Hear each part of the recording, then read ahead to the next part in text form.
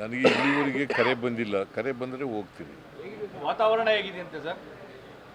ನಮ್ಮ ಪ್ರಕಾರ ಇಂಡಿಯಾ ಗೆಲ್ತದೆ ಅಂತ ಇದೆ. ಸರ್, ಈಗ ಬೆಂಗಳೂರಿನಲ್ಲಿರುವ ಬಿಹಾರ್ ಮತದಾರರಿಗೆ ಇವತ್ತು ಡಿ ಕೆ ಶಿವಕುಮಾರ್ ಅವರು ಮಾತಾಡ್ತಾ ಇದ್ದಾರೆ. ಅಂದರೆ ನಮಗೆ ಸಪೋರ್ಟ್ ಮಾಡಿ ಅನ್ನುವಂಥದ್ದನ್ನು ಬೆಂಗಳೂರು ಸಭೆ ಮಾಡ್ತಾರೆ. ಬಿಹಾರ್ನವರು ಭಾಳ ಜನ ಇದ್ದಾರೆ. ಅವರು ಮನವಿ ಮಾಡೋದು ಮಾಡ್ತೀವಿ, ನೋಡೋಣ ಅವ್ರು ಏನು ಮಾಡ್ತಾರೆ. ಆಚೆ ಬರ್ತಾ ಇದೆ ಅನ್ನೋದು ಮಾತು. ಅದು ಒಂದು ಕಾರಣ ಅಷ್ಟೇ, ಅದೇ ಮುಖ್ಯ ಕಾರಣ ಅಲ್ಲ, ಅದು ಒಂದು ಕಾರಣ. ಈಗ ಸಫಾರಿಗಳು ಜಾಸ್ತಿ ಆಗ್ತಾ ಇದೆ ಅಂತ ತಾವು ಹೇಳಿದ್ರೆ 4 ಟ್ರಿಪ್ ಮಾಡ್ತಾ ಇದ್ದಾರೆ ಬೆಳಗ್ಗೆಯಿಂದ ಸಂಜೆವರೆಗೂ. ಅದಕ್ಕೆ ಕಡಿಮೆ ಮಾಡಿ ಅಂತ ಹೇಳಿದ್ದೀನಿ. ಕಡಿಮೆ ಮಾಡಿದ್ದಾರೆ ಈಗ ಸಂಜೆ. ಕಡಿಮೆ ಮಾಡಿ ಅಂತ ಹೇಳಿದ್ದೀನಿ. ಬಿಹಾರ್ ಚುನಾವಣೆ ಹೋಗ್ತೀರಾ ಸರ್ ಅಂತ? ಬಿಹಾರ್ ಚುನಾವಣೆ ಪ್ರಚಾರಕ್ಕೆ ನನಗೆ ಇಲ್ಲಿವರೆಗೆ ಕರೆ ಬಂದಿಲ್ಲ. ಕರೆ ಬಂದರೆ ಹೋಗ್ತೀನಿ. ವಾತಾವರಣ ಹೇಗಿದೆ ಅಂತ ಸರ್? ನಮ್ಮ ಪ್ರಕಾರ ಇಂಡಿಯಾ ಗೆಲ್ತದೆ ಅಂತ ಇದೆ. ಸರ್, ಈಗ ಬೆಂಗಳೂರಿನಲ್ಲಿರುವ ಬಿಹಾರ್ ಮತದಾರರಿಗೆ ಇವತ್ತು ಡಿ ಕೆ ಶಿವಕುಮಾರ್ ಅವರು ಮಾತಾಡ್ತಾ ಇದ್ದಾರೆ. ಅಂದರೆ ನಮಗೆ ಸಪೋರ್ಟ್ ಮಾಡಿ ಅನ್ನುವಂಥದ್ದನ್ನು ಬೆಂಗಳೂರು ಸಭೆ ಮಾಡ್ತಾರೆ. ಬಿಹಾರ್ನವರು ಭಾಳ ಜನ ಇದ್ದಾರೆ. ಅವರು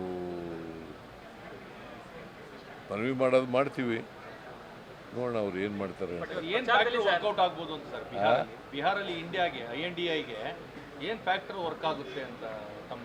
ಒಂದು ಆಂಟಿ ಇನ್ಕಂಬೆನ್ಸಿ, ಎರಡನೇದು BJP ಅವರ ಭ್ರಷ್ಟಾಚಾರ, ದುರಾಡಳಿತ, ಇವೆಲ್ಲ ಕೂಟಾಗ್ತದೆ. ಬಟ್ ನಿಮ್ಮ ಗ್ಯಾರಂಟಿನೇ ನಿತೀಶ್ ಕುಮಾರ್ ಕಾಪಿ ಮಾಡ್ತಾ ಇದ್ದಾರೆ. ಅಲ್ಲಿ ನಿತೀಶು 10,000 ಕೊಡ್ತೀವಿ ಮಹಿಳೆಯರಿಗೆ ಅಂತ. 10,000 ಒನ್ ಟೈಮ್. ಅದೇ ನಾವು ಪ್ರತಿ ತಿಂಗಳು 2,000 ಕೊಡ್ತೀವಿ. 1,24,000 ಮಹಿಳೆಯರಿಗೆ 2,000 ರೂಪಾಯಿ ಪ್ರತಿ ತಿಂಗಳು ಕೊಡ್ತಾ ಇದ್ದೀವಿ. ಅಲ್ಲ, ನಿಮಗೆ ವರ್ಕ್ ಆದಾಗ ಈಗ ಇಲ್ಲಿವರೆಗೆ ಸುಮಾರು 1,00,00,000 ಹೆಚ್ಚು ಖರ್ಚು ಮಾಡಿದ್ದೀವಿ ಗ್ಯಾರಂಟಿ ಯೋಜನೆಗಳು. ಅಲ್ಲ, ನಿಮಗಿಲ್ಲಿ ಮಹಿಳೆಯರು ಓಟ್ ಹಾಕ್ದಂಗೆ ಅಲ್ಲಿ ನಿತೀಶ್ ಕುಮಾರ್ಗೆ ಓಟ್ ಹಾಕ್ತಾರ ಅಂತ? ಎಲ್ಲಿ? ಅಲ್ಲಿ ಬಿಹಾರದಲ್ಲಿ ಅವರು ಅದೇ ಗ್ಯಾರಂಟಿ ಸ್ಕೀಮ್. ಅವೆಲ್ಲಕ್ಕಿಂತ ಹೆಚ್ಚಾಗಿ ನಿತೀಶ್ ಕುಮಾರ್ ಭಾಳ ವರ್ಷ ಮುಖ್ಯಮಂತ್ರಿ ಆಗಿದ್ದಾರೆ. ಆಮೇಲೆ ಯಾವುದೇ ಒಂದು ಸಿದ್ಧಾಂತ ಇಲ್ಲ.